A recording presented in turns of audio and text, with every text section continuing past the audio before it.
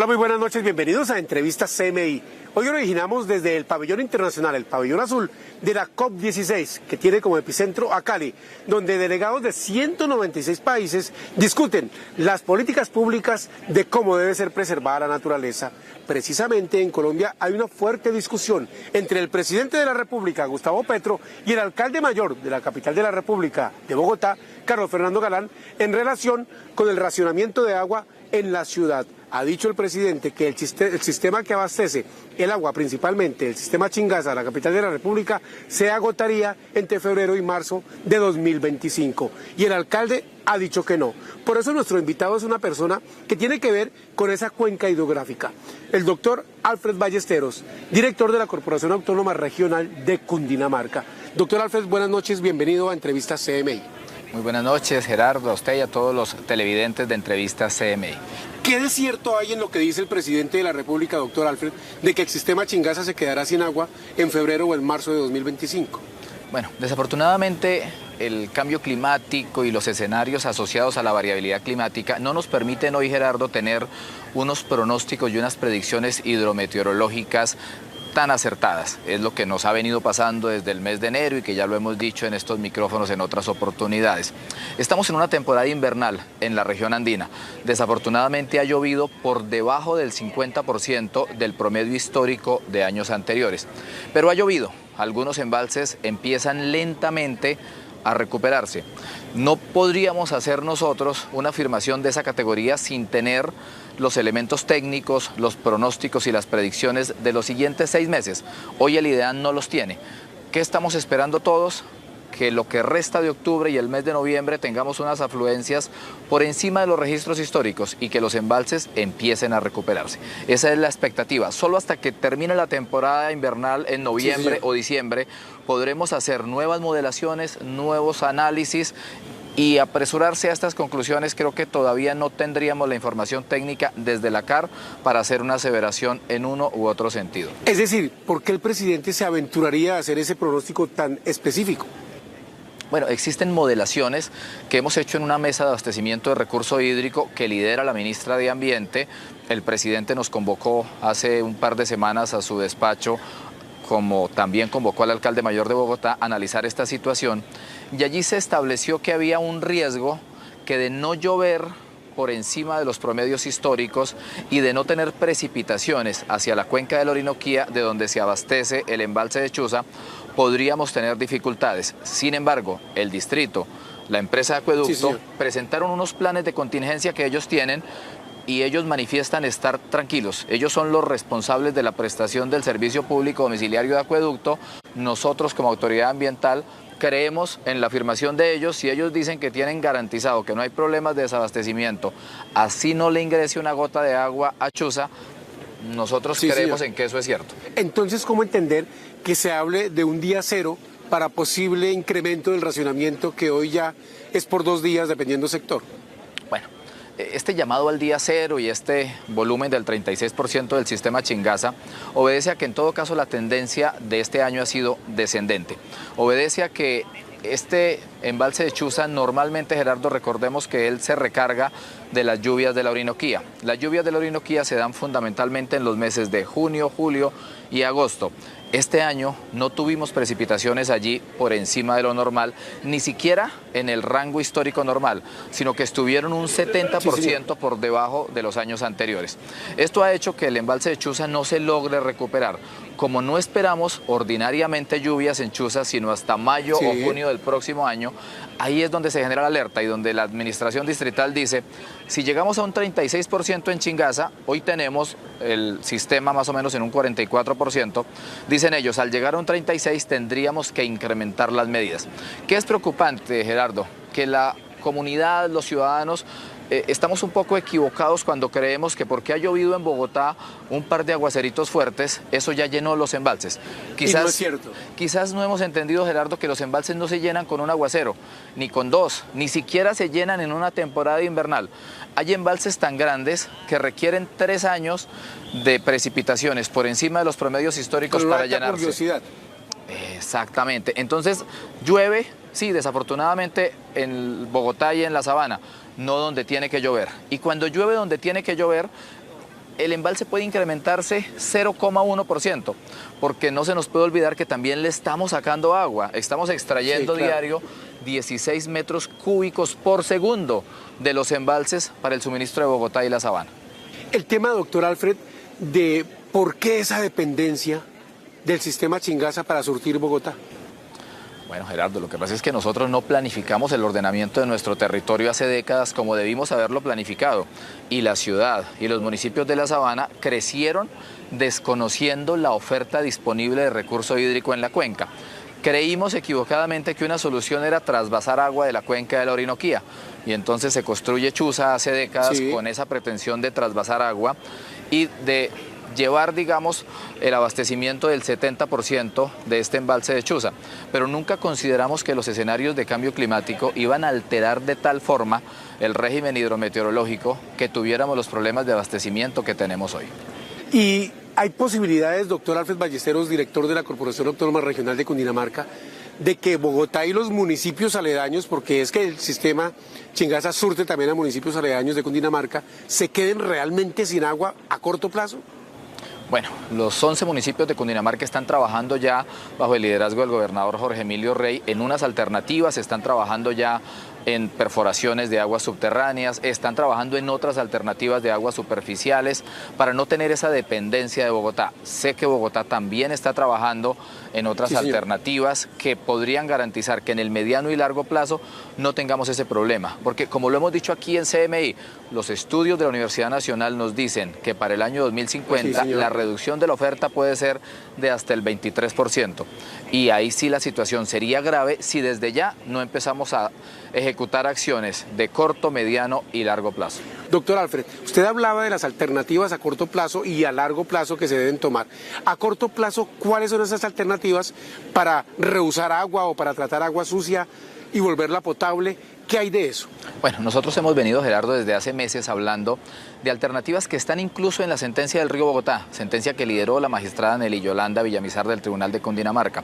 Y allá hay soluciones de corto plazo como acudir a las aguas subterráneas, como empezar a restaurar y recuperar las microcuencas abastecedoras, como ampliar la capacidad de algunos embalses o pensar en nuevos proyectos de embalses, siendo esto una solución de corto plazo en ampliación de capacidad, pero de largo en proyectos de nuevos embalses.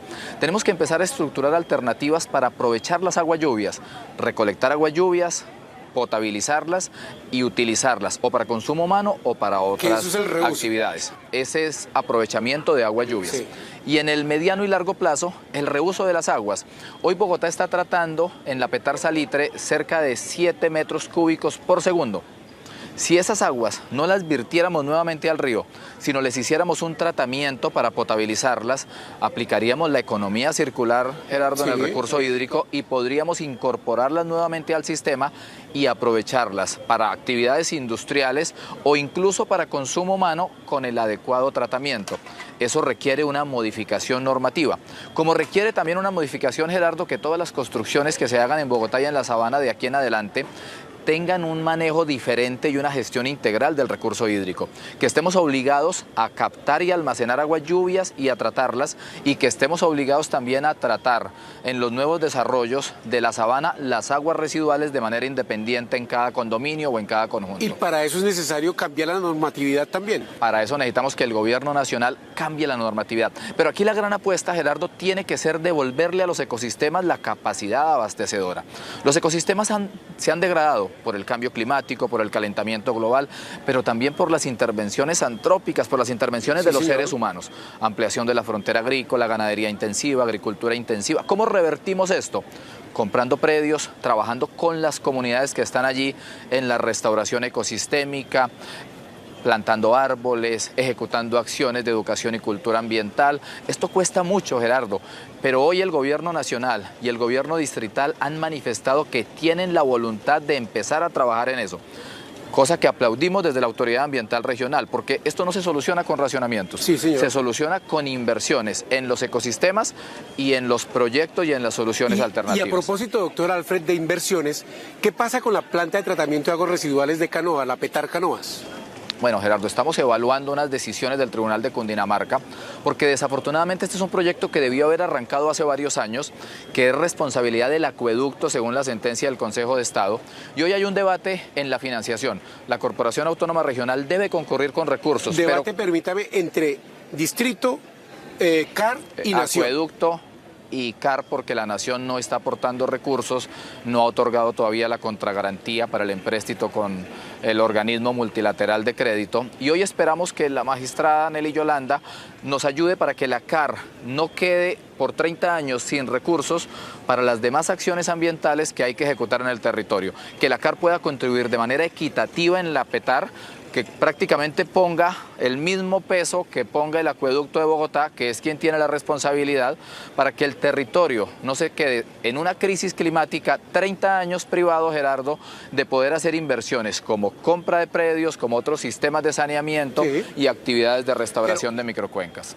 Doctor Alfred, ahí suena como una discusión técnica y de competencias y de quién da más, y mientras existe el peligro de que los bogotanos y cundinamarqueses pues tengan sed y no tengan cómo saciar esa sed. Claro, recordemos que esta petarca no es para tratar las aguas residuales, claro, y que podrían volverse potables. Esta petar podría tener una capacidad de tratar hasta 12 a 15 metros cúbicos por segundo. Allí estaría la solución definitiva, Gerardo, a la problemática de la disponibilidad de agua potable en Bogotá. Y eso se hace en todo lugar del mundo. Los países avanzados, el agua sucia residual la vuelven potable y absolutamente comestible, ¿cómo se dice? Sí, consumible. Consumible se hace en Israel, se hace en Singapur, se hace en algunas ciudades de México, se hace en Los Ángeles, se hace en muchas ciudades del mundo, Gerardo. Y para hacer eso de la petar, ¿cuánto dinero se necesita? Bueno, el costo del CAPEX del proyecto hoy es de 5.7 billones, según lo informa el acueducto. La CAR concurre con el 50% de los recursos. Esperamos que el acueducto y el distrito, asumiendo su responsabilidad, aporten ese otro 50%, es decir, para que el proyecto sea realidad. 2,75 billones. 2,75. Doctor Alfred, entiendo que el alcalde de Bogotá, Carlos Fernando Galán, le hizo una petición precisamente para que la CAR autorice el uso de aguas residuales del río Bogotá para el levante de Tibitoque. ¿Eso es posible? Bueno, es el uso del agua del río, que no son residuales, sino es el agua que viene por el río y que llega a Tibitoque, que tiene algunos elementos y alguna carga contaminante.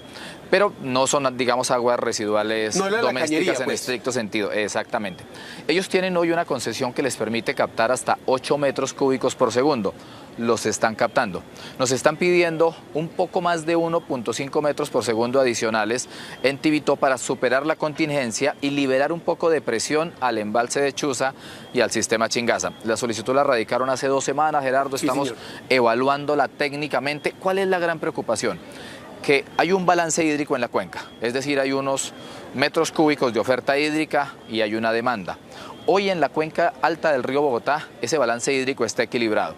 Es decir, yo no tengo hoy ese 1.5 metros adicionales en época de verano. Sí. ¿Qué debería hacer como autoridad ambiental? Decidir a quién le quito el recurso hídrico, porque por supuesto que el abastecimiento para consumo humano, Gerardo, es la prioridad, pero es una decisión de sociedad y de Estado. Se lo quitamos a las industrias. Como con los medicamentos y los tratamientos paliativos. Claro, se lo quito a la industria y eso cómo me afecta a la economía y la generación de empleo. Se lo quito a la actividad agrícola y pecuaria y eso cómo me afecta a la seguridad alimentaria. Pero son decisiones que tendremos que tomar por parte de la autoridad ambiental, pero que la sociedad tendrá que comprenderlas, y esperamos tener ahí el respaldo del gobierno nacional y del gobierno distrital, porque evidentemente va a generar repercusiones en sectores de la economía y podría generar repercusiones en el empleo también en la región. ¿Cuál es la discusión que se da siempre que el Estado dice falta que la ciudadanía colabore y la ciudadanía dice esto es responsabilidad del Estado en este tema del racionamiento de agua y lo que debemos hacer como consumidores y lo que debe hacer el Estado como proveedor? Bueno, digamos que aquí hay responsabilidades compartidas. Yo creo que los ciudadanos sí tenemos que entender que el cambio climático nos obliga a todos a cambiar nuestros hábitos de vida. Hablamos mucho de adaptación a cambio climático, pero adaptación a cambio climático no solo es una responsabilidad estatal y de las industrias, también es una responsabilidad de cada ciudadano. ¿Cómo cambio mis hábitos de consumo? ¿Cómo cambio la forma como me relaciono con los ecosistemas? ¿Cómo cambio mi cultura de gestión y de aprovechamiento del recurso hídrico. ¿Cómo en mi hogar aplico la economía circular en el recurso hídrico? ¿Cómo la debo aplicar en los residuos y en otra clase de uso de recursos naturales? ¿Qué es lo que debemos hacer como consumidores para preservar ese recurso hídrico y reutilizarlo para que el agua que provee vida sea bien manejada? Bueno, Gerardo, lo primero que debemos hacer es adquirir una cultura de consumo responsable. ¿Qué es una cultura de consumo responsable? Cada vez que yo voy a comprar un artículo, una prenda, un elemento para mi hogar, cada vez que voy a mercar, yo tengo que evaluar si ese producto que estoy comprando genera una huella hídrica exagerada o si es un producto que fue generado, producido, valga la redundancia, con criterios de responsabilidad y sostenibilidad ambiental. Y en mi hogar debo adoptar una serie de tipsitos que los hemos venido enseñando, sobre todo este año. La pedagogía nunca es suficiente. Eso es cierto, Gerardo, se nos olvida, a los seres humanos se nos olvida, pero no se nos puede olvidar tener la cubeta o el baldecito en la ducha, para que mientras el agua calienta nosotros podamos recoger esa agüita y luego utilizarla en el sanitario. Pero se necesita un balde grande porque ahí se desperdicia mucha agua.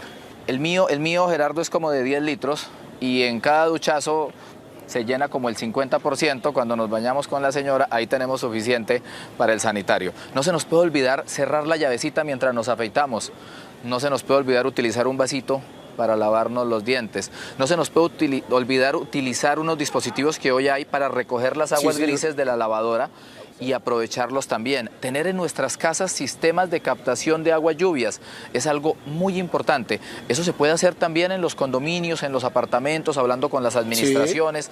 En un aguacero fuerte se pueden recoger cientos de litros que los podemos utilizar hoy por norma para jardines, para lavado de vehículos, para lavado de patios.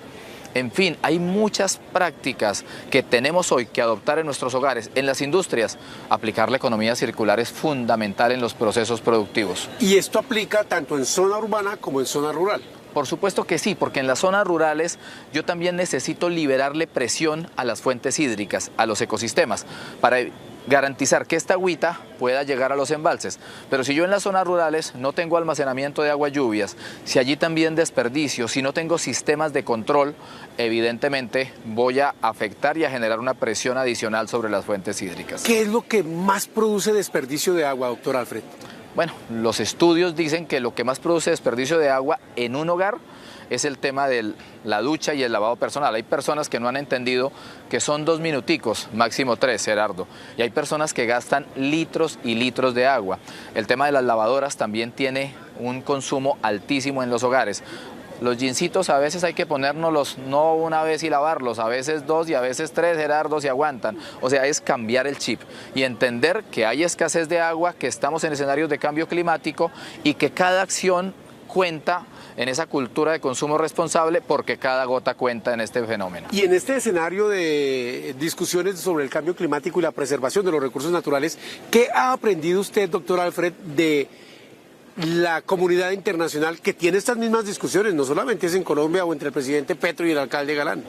Bueno, ellos han avanzado sobre todo en innovaciones tecnológicas, Gerardo, que buscan la economía circular. Dispositivos que permiten aprovechar las aguas grises en los hogares, dispositivos ahorradores en las duchas, en los sanitarios, en los lavamanos, en los lavaplatos y en las empresas sobre todo han avanzado muchísimo en la cultura de economía circular para volver a incorporar las aguas que se generan en los procesos nuevamente al proceso productivo la mayor cantidad de veces posibles y evitar estar captando y desechando el recurso hídrico. Se hablaba mucho tiempo antes de que comenzara toda esta confrontación en el Medio Oriente que para muchos acerca a la Tercera Guerra Mundial, que la Tercera Guerra Mundial se iba a dar por el agua. ¿Existe ese peligro? Bueno, Gerardo, yo le quiero contar que hoy ya tenemos serios conflictos medioambientales en nuestro país por acceso al recurso hídrico. Hoy ya hay comunidades que han generado conflictos y situaciones de violencia porque hay escasez de recurso hídrico, el vecino viene y coloca un tambre en un río, es como generar, digamos, una obstrucción en el flujo del agua para que la desvíen o para que ahí se estanque y él pueda con una manguera o con una tubería captarla. Y ya hay comunidades que han llegado a agresiones físicas, porque desafortunadamente el agua es vital para todos los seres humanos, para todos los procesos productivos.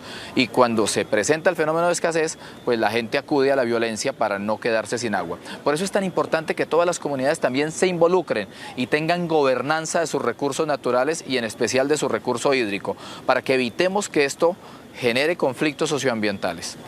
Y el tema de bañarse, como usted lo decía, que eran 2 minutos, o tomarse un vaso de agua, parece hoy un lujo. Desafortunadamente. Ahora, consejos hay muchos, bañarse de a 2, se dijo al principio de esta crisis que podía ser una opción, pero luego dijimos que se demoraban más, que mejor no, que mejor eran los 2 minuticos y el baldecito. Pero le reitero la pregunta, ¿eso se volvió un lujo? Era increíble que la gente se asombraba cuando comenzaron a vender el agua en botellitas. Y ahora comprar una botellita de esa se volvió un lujo también. Se ha vuelto un lujo, pero lo preocupante, Gerardo, es que la situación se puede agravar por los escenarios de cambio climático, pero que hay que ser optimistas. ¿Dónde está el optimismo? Hoy la gente es más consciente que hay que plantar árboles, que hay que cuidar las cuencas, que hay que trabajar por el recurso hídrico. Hoy las empresas invierten más en proyectos de sostenibilidad ambiental. Y a mí me alegra saber que el gobierno nacional y el gobierno distrital hoy tienen la disposición, Gerardo, de empezar a hacer inversiones en proyectos de restauración, en proyectos de recuperación de las cuencas, como la CAR Cundinamarca, que este domingo firma con Naciones Unidas un convenio por 140.000 millones para recuperar 800 microcuencas abastecedoras en el territorio CAR, Gerardo. Platica que le vamos a entregar a las comunidades para que sean ellos quienes ejecuten los proyectos ambientales de recuperación de su microcuenca. Quisiera que me respondiera con un nombre. ¿Quién tiene la razón en esa discusión, el presidente Petro o el alcalde Galán? No, yo creo que no se trata, Gerardo, de darle la razón a uno o a otro. Se trata de hacer un llamado para que como sociedad nos unamos todos para trabajar por garantizarle a las futuras generaciones la seguridad hídrica. Ese es el mensaje del director de la Corporación Autónoma Regional de Cundinamarca, Alfred Ballesteros. Recuerden que Entrevista CMI está originando desde la COP16. A ustedes, televidentes, gracias por la sintonía y continúen aquí en el Canal 1.